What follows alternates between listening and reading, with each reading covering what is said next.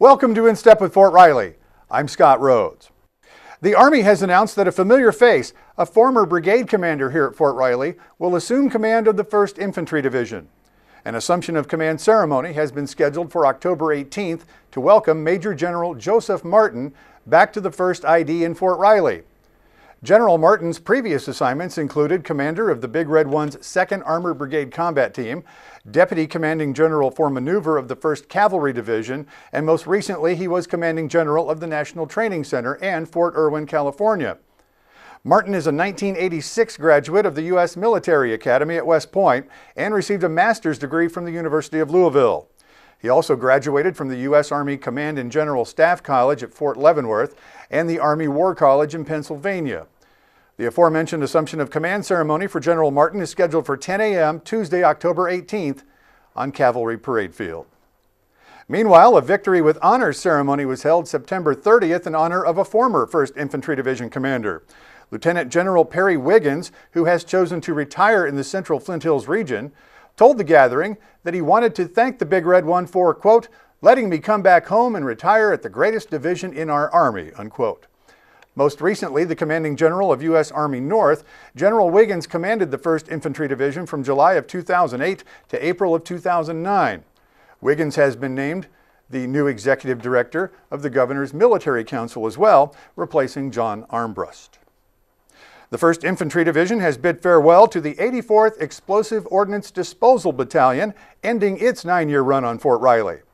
An inactivation ceremony for the 84th EOD was also held September 30th, as the unit's colors and guidon were cased for storage. However, 2 companies will remain at Fort Riley under the guidon of the 71st Ordnance Group. For now, their mission will not change. Some 1st Infantry Division soldiers recently took part in the Victory Crucible Challenge, answering the question, how far can I go? The 2-day challenge included an obstacle course, medical course, land navigation, a 10-mile foot march, weapons firing, observing coordinates, and calling for fire. The overall purpose of the challenge was to strengthen mission readiness through teamwork. The Victory Crucible, it's definitely testing your physical abilities, mental abilities, and your ability to work as a team. We had a lot of good quality training on our combat skills. It's just been a great experience overall. When you're doing it as a team, anybody that's struggling, whether mentally or physically, you have somebody that's there to help. So kind of go through an event that will bond us through physical and mental anguish, and it basically prepare us for what we can, worst case scenario, what we can expect during deployment. So if we can bond during this time, it'll make things downrange even easier. A total of 91 soldiers divided into 6 teams competed in the Crucible. Before we leave you today, here are 3 things you need to know. Bubble Guppies is back at Eyster Pool, folks. Swimming lessons for the littlest members of our Fort Riley family will be held October 11th, 13th, 18th, and 20th. Call the pool for more information at 239-4854.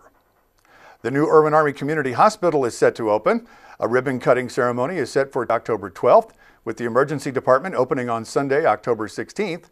The first patients at the new hospital will be seen on Monday, the 17th. October 16th marks the 25th anniversary for the Lady Troopers organization. The Lady Troopers are always there to welcome home our redeploying troops, and to them we say, happy anniversary and thank you for your support. If you'd like more news and information about Fort Riley, we make it easy for you folks. Check out the 1st Infantry Division Post newspaper. Find it online at the web address on your screen, or find a hard copy at a newsstand on or around Fort Riley. You can also find us on all the popular social media sites like Facebook, Twitter, Instagram, YouTube, and Flickr. And don't forget these websites, mybaseguide.com and the Fort Riley website at riley.army.mil. I'm Scott Rhodes, and you're in step with Fort Riley. We'll see you next time.